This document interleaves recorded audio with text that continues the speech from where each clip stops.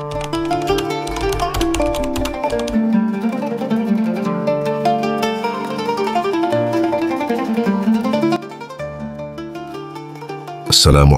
warahmatullahi wabarakatuh. Segala puji bagi Allah Tuhan semesta alam. Shalawat dan salam semoga tercurah kepada Nabi Muhammad sallallahu alaihi wasallam, sang cahaya yang membimbing dari gelap ke terang.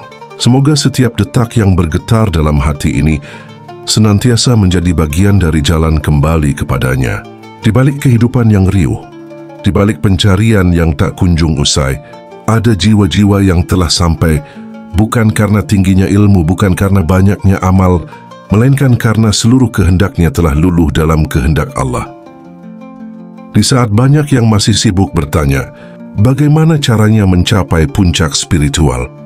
Ada sebagian kecil yang justru telah melampaui pertanyaan itu dan tinggal dalam kedalaman diam yang penuh cahaya. Jalan mereka sunyi, langkah mereka tak terdengar. Namun cahaya dalam dirinya memancar, menyentuh tanpa bicara, menggetarkan tanpa terlihat. Rumi pernah berkata dalam Masnawi, "Ketika aku melepaskan diriku, aku menjadi segalanya." Bukan hilang, tapi melebur. Bukan kosong, tapi penuh oleh kehadirannya. Jiwa yang sampai bukan lagi berjalan karena keinginan pribadi, melainkan digerakkan oleh kehendak ilahi. Puncak spiritual bukan tempat, bukan gelar, bukan pengakuan, tapi kondisi batin yang telah benar-benar bebas dari dunia dan dirinya sendiri. Dan sesungguhnya, tidak semua yang bicara tentang spiritual telah sampai, namun yang telah sampai justru jarang berbicara. Di dalam video ini akan diurai satu demi satu 7 tanda yang menjadi isyarat halus bahwa suatu jiwa telah sampai ke puncak perjalanan spiritualnya. Bukan untuk merasa lebih, melainkan untuk mengenali arah dan terus memperbaiki niat dalam menapaki jalan pulang. Siapa tahu mungkin Anda sedang berada di jalan ini dalam diam. Tapi sebelum kita masuk ke pembahasan tanda pertama, izinkan satu pertanyaan singgah di dalam batinmu. Apakah kau merasa sedang berubah, tapi tak bisa menjelaskannya kepada siapapun? Ada rasa sunyi yang tak menyakitkan, tapi justru mendamaikan. Ada kebahagiaan yang tak bisa dibagi, tapi mengalir deras dari dalam. Dan ada dorongan untuk menjauh, bukan karena membenci dunia, tapi karena mulai melihat dunia dengan cara yang berbeda. Inilah yang akan kita telusuri dalam video ini. Ketika seseorang mungkin tanpa sadar sudah mencapai puncak dari perjalanan spiritualnya, tanpa gelar, tanpa panggung, tanpa pengakuan. Mungkin kau tidak menyadarinya, tapi mungkin justru tanda ketujuh yang akan kita bahas di akhir video nanti sudah lama kau jalani diam-diam. Simaklah hingga tuntas. Bukan karena video ini mengandung rahasia besar, tapi karena jiwamu mungkin sedang mengingat sesuatu yang telah lama tertidur. Dan sekarang, mari kita mulai dari tanda yang pertama. Tanda yang pertama, tidak lagi mengejar pengakuan, dunia menjadi fata morgana.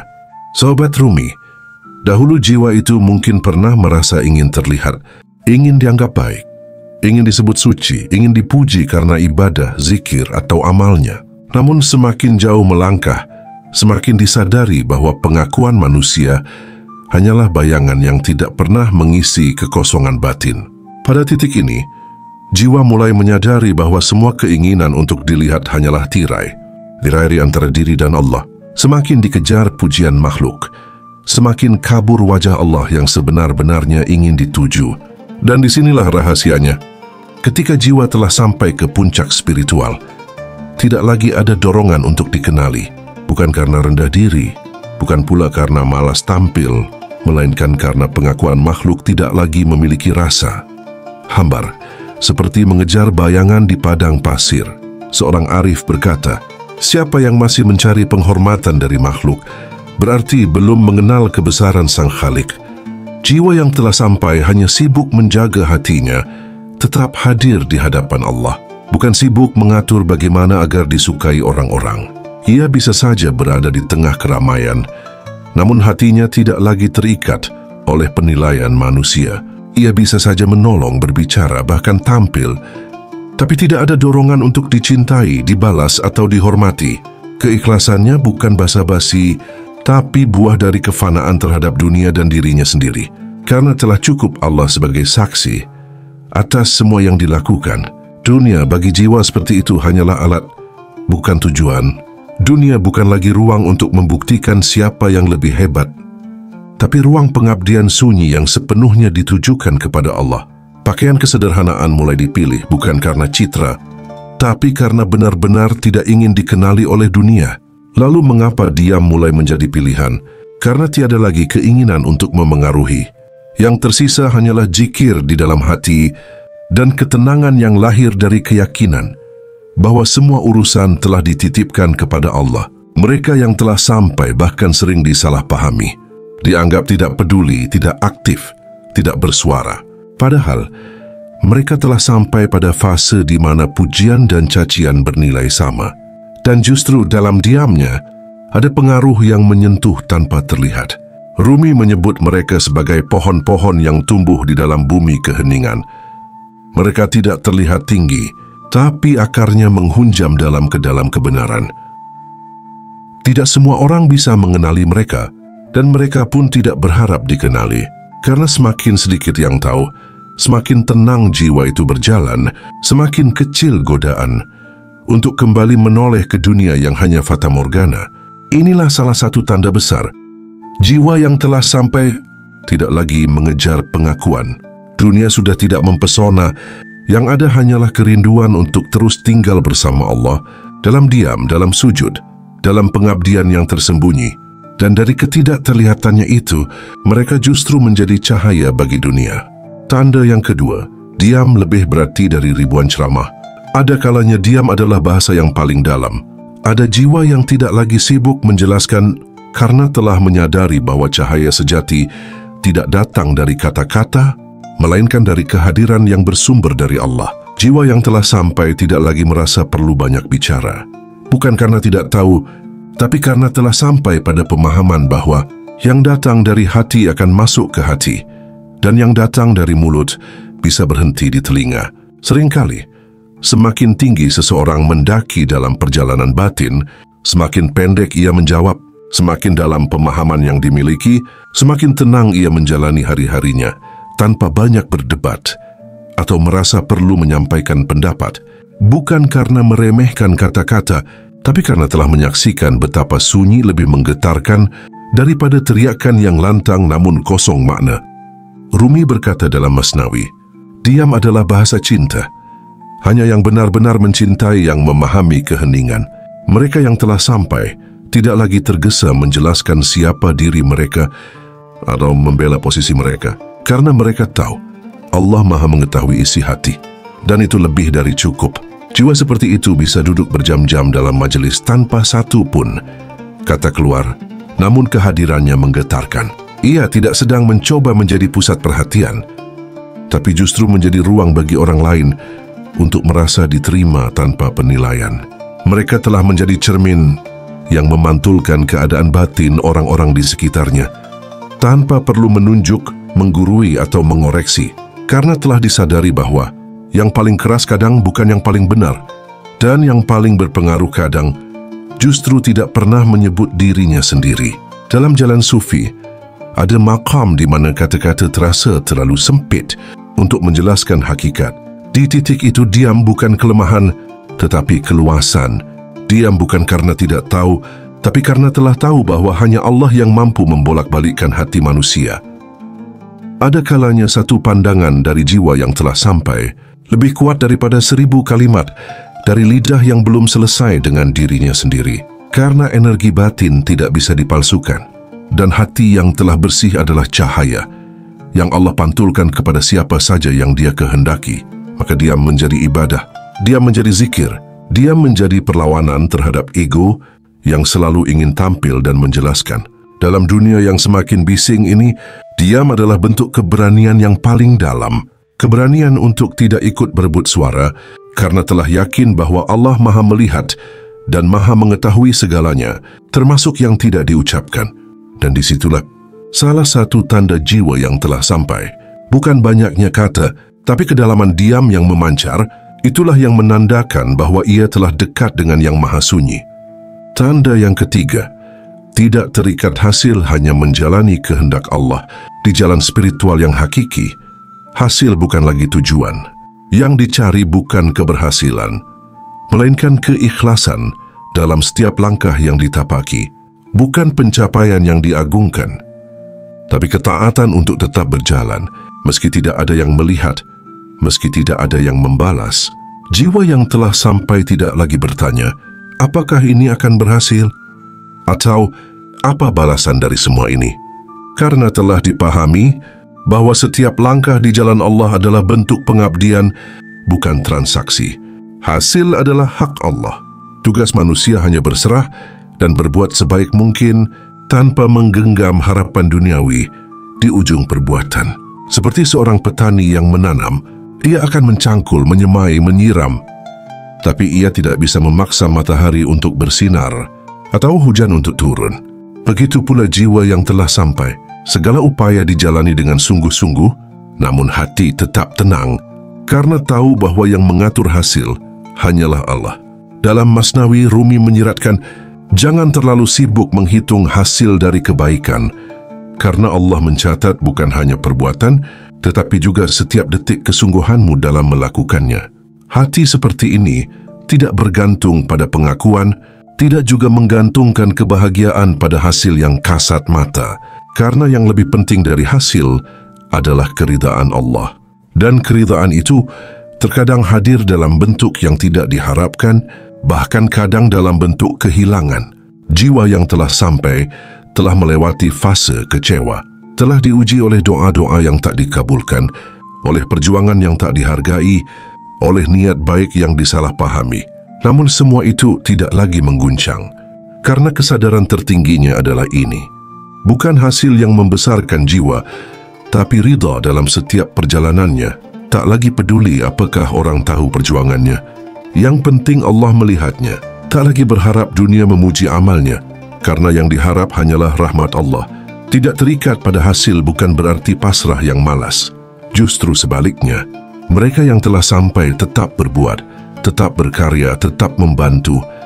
Tapi hatinya tenang jika semua itu tidak menghasilkan apa-apa di dunia, karena keyakinannya telah tertanam dalam bahwa semua yang ditanam dengan ikhlas akan tumbuh, entah di dunia ini atau di akhirat nanti.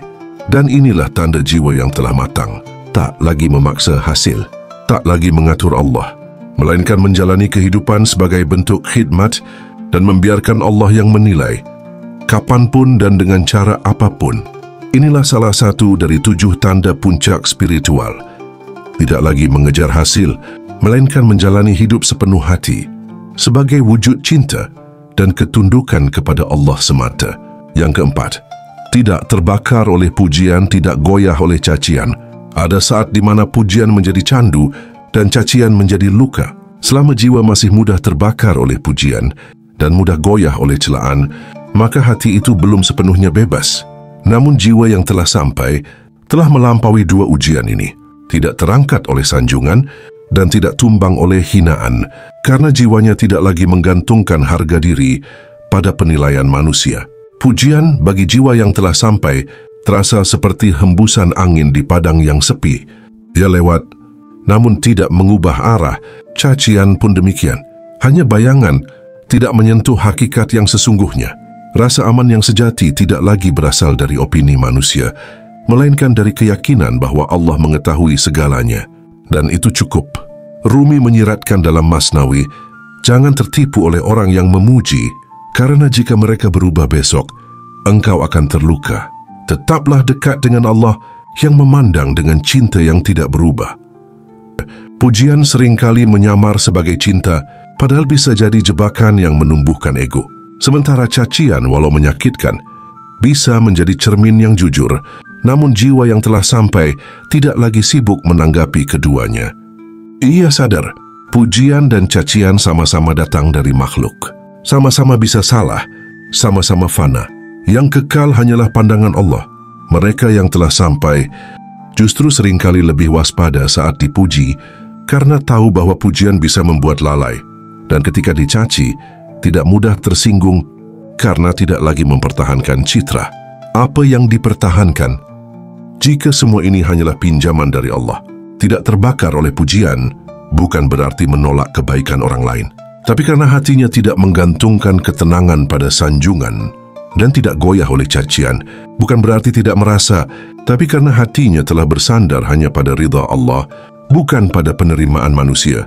Mereka menjalani hidup dengan tenang karena tahu siapa yang sebenarnya menjadi penilai. Mereka tak lagi sibuk membela diri karena tahu bahwa Allah adalah sebaik-baik pembela, dan mereka tidak sibuk menjatuhkan yang mencaci karena tahu bahwa hanya Allah yang berhak menilai hati. Inilah salah satu tanda jiwa yang telah sampai ke puncak spiritual. Tidak bergantung pada pujian, tidak gentar oleh cacian, karena jiwanya telah bebas dari belenggu penilaian manusia dan hanya terikat kepada pandangan Allah yang maha lembut dan maha tahu. Tanda kelima, selalu sadar akan kehadiran Allah bahkan di keadaan paling sepi.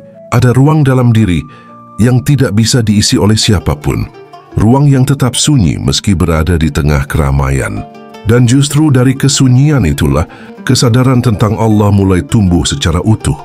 Jiwa yang telah sampai tidak lagi membutuhkan momen tertentu untuk merasakan kedekatan dengan Allah, karena kehadirannya dirasakan setiap saat, di dalam langkah, di sela nafas, di balik kesedihan, bahkan di tengah senyap yang tidak dimengerti oleh siapapun. Kesadaran itu bukan datang dari hafalan, bukan dari retorika, melainkan dari kejernihan hati yang telah dibersihkan oleh perjalanan panjang, air mata yang tersembunyi, dan kehancuran ego yang sunyi. Bagi jiwa yang telah sampai, 10 menit duduk dalam hening, lebih dalam daripada ribuan kata dalam majelis yang riuh, karena hatinya terus berzikir, bukan sekadar dengan lisan, tetapi dengan kehadiran. Ia tidak menunggu waktu-waktu tertentu untuk mengingat Allah, karena hatinya telah menjadi mihrab, tempat perjumpaan rahasia yang terus menyala siang dan malam. Rumi menuliskan dalam Masnawi, jangan mencari Allah di luar. Dia lebih dekat daripada urat lehermu sendiri. Yang jauh adalah hatimu yang lupa, bukan Dia yang maha hadir. Dalam gelap jiwanya tenang, dalam terang jiwanya bersyukur. Dalam ujian ia berserah, dalam kesenangan ia tidak lalai. Tidak lagi ada ruang yang kosong, karena semua ruang telah diisi oleh kesadaran akan Allah. Ia bisa berjalan sendirian tanpa merasa kesepian, karena tidak merasa sendiri. Ia bisa ditinggalkan oleh manusia, namun tidak pernah ditinggalkan oleh Allah. Kesepian bagi jiwa yang belum matang terasa menakutkan, namun bagi jiwa yang telah sampai, kesepian justru menjadi tempat terbaik untuk menyatu. Bukan menyatu secara zat, melainkan menyatu dalam kehendak dan kesadaran. Kesadaran itu bukan hanya saat beribadah, tapi saat menatap langit, saat menolong sesama, saat memaafkan, saat menerima takdir tanpa protes. Semua gerak menjadi ibadah karena Allah disertakan dalam setiap langkah. Bahkan diam pun menjadi doa. Inilah salah satu tanda jiwa yang telah sampai ke puncak spiritual. Kesadaran akan kehadiran Allah tidak datang dan pergi, tetapi menetap, bukan hanya di masjid, bukan hanya di sajadah, tetapi dalam setiap detak, dalam setiap tarikan nafas, dalam setiap detik kehidupan. Dan dari kesadaran itulah lahir kedamaian yang tidak bisa diguncang oleh dunia. Tanda keenam, segala keinginan dunia sudah terasa hambar. Di awal perjalanan, dunia tampak menggoda. Keinginan hadir dalam berbagai bentuk kekayaan, kekuasaan, cinta, penghargaan, dan pencapaian. Namun semakin dalam seseorang menempuh jalan spiritual, semakin terlihat bahwa semua itu hanyalah sementara. Dan pada suatu titik, semua keinginan dunia mulai terasa hambar. Bukan karena dunia itu buruk, tapi karena hati telah menemukan sesuatu yang lebih agung. Ketika hati telah mencicipi kedekatan dengan Allah, segala yang bersifat fana menjadi kecil. Kekayaan tidak lagi memabukkan, pujian tidak lagi meninabobokkan, ambisi tidak lagi membakar. Bukan berarti tidak bekerja, tidak berusaha, atau menolak kenikmatan, tetapi karena semuanya tidak lagi menjadi pusat perhatian. Dunia tetap dijalani, tapi tidak lagi digenggam erat. Rumi menulis dalam Masnawi, ketika engkau menggenggam dunia, dunia akan menyakitimu. Tapi saat engkau melepaskannya, dunia justru datang padamu dengan tenang. Hati yang telah sampai tidak membenci dunia, melainkan memahaminya bahwa dunia adalah ladang ujian, bukan tempat tinggal abadi. Keinginan duniawi bukan lagi menjadi pusat doa, karena yang diminta hanyalah keridaan Allah. Bukan lagi berikan ini, kabulkan itu, tetapi cukup. Jika engkau ridha, maka segalanya cukup. Banyak orang mengejar dunia karena merasa kekurangan. Namun jiwa yang telah sampai, telah dipenuhi oleh rasa cukup yang tidak bisa dibeli. Qanaah yang dalam, yang membuatnya tidak iri, tidak membandingkan, dan tidak gelisah ketika tidak memiliki sesuatu yang dimiliki orang lain. Apa yang dulu membuat bahagia, kini hanya sekilas senyum. Apa yang dulu dianggap penting, kini menjadi kecil dalam pandangan hati. Jiwa itu menjadi ringan, karena keinginannya sedikit, bebannya pun berkurang. Dan dari situlah datang kebebasan sejati. Bukan dari memiliki banyak, tapi dari tidak diperbudak oleh hasrat. Ia bisa hidup di tengah harta, namun tidak diperbudak oleh kekayaan. Ia bisa punya jabatan, namun tidak sombong karenanya. Ia bisa dicintai banyak orang, namun tetap menyadari bahwa cinta Allah lebih penting dari cinta siapapun. Inilah tanda yang keenam. Segala keinginan dunia telah terasa hambar. Bukan karena kehilangan selera hidup, tetapi karena hati telah menemukan cita rasa yang lebih tinggi, keridaan Allah, ketenangan jiwa, dan kedekatan yang tidak bisa diganti oleh apapun yang bersifat materi. Dan tanda yang ketujuh dan terakhir yaitu tak ingin dikenal tapi jiwanya memancarkan cahaya. Di zaman ini, di mana dunia seolah menuntut semua orang untuk hadir, untuk tampil, untuk membuktikan eksistensinya lewat status, story, atau unggahan demi unggahan, ada sebagian jiwa yang justru memilih jalan sebaliknya. Ia tidak dikenal, tidak viral, tidak mengejar sorotan, tak pernah mengumbar perasaan, tak pernah menampilkan keberhasilannya, tidak sibuk memberitahu dunia bahwa dirinya sedang baik-baik saja atau sedang tidak baik-baik saja. Ia hanya hadir dalam diam, menabur cahaya dalam senyap. Ia tidak memburu validasi, karena jiwanya telah cukup dengan pengakuan dari Allah. Ia tidak tergoda untuk menjadi pusat perhatian, karena yang ia cari bukanlah sorak-sorai manusia, melainkan ketenangan yang bersumber dari dalam. Di tengah hiruk-pikuk dunia digital yang memuja eksistensi, ia justru memilih sunyi. Dalam diamnya ia berdoa, dalam sepinya ia berzikir, dan dalam langkahnya yang sederhana, ia menjadi pelita bagi yang lelah, menjadi telaga bagi yang haus arah. Ia seperti wangi bunga di lembah tersembunyi, tak pernah terlihat, tapi harumnya menenangkan siapa saja yang melewatinya. Ia tidak membuat story, karena hidupnya bukan untuk dipertontonkan. Ia tidak menulis status, karena hatinya lebih sibuk menulis cinta kepada Allah. Ia tidak ingin dikenal, karena jiwanya sedang sibuk mengenal siapa dirinya yang sejati. Di tengah dunia yang gemar bicara, ia lebih memilih menjadi pendengar. Di tengah dunia yang berlomba bicara tentang pencapaian, ia lebih suka mengenang kebersamaan dengan Allah di sepertiga malamnya. Cahaya dirinya bukan berasal dari filter digital, bukan dari kata-kata manis untuk menyenangkan dunia, tapi dari kedalaman jiwanya yang bersih, dari kerendahan hati, dari kesetiaan pada jalan pulang. Dan justru karena tidak ingin dikenal itulah Allah yang mengenalnya. Karena tidak ingin dipuji, Allah yang meninggikannya. Karena tidak ingin tampil, Allah yang menampakkan cahayanya melalui dirinya. Jika hati ini tersentuh oleh jalan sunyi ini, jika jiwa merindukan kedamaian yang hanya datang dari Allah, maka tulislah di kolom komentar, angka 77. Angka 77 adalah simbol keseimbangan. Dua angka 7 yang saling menguatkan. 7 langkah ke dalam, dan 7 langkah naik menuju cahaya. Atau tulis, aku rindu pulang. Rindu pulang bukan tentang kematian, tetapi kesiapan untuk kembali kepada fitrah, menyatu dalam kehendak Allah, meninggalkan segala topeng dunia, dan hidup dalam ketenangan hakiki. Semoga setiap langkah menuju puncak spiritual selalu dijaga oleh cahaya Allah, dan semoga setiap jiwa yang rindu pulang diberi jalan yang lapang untuk sampai. Wassalamualaikum warahmatullahi wabarakatuh.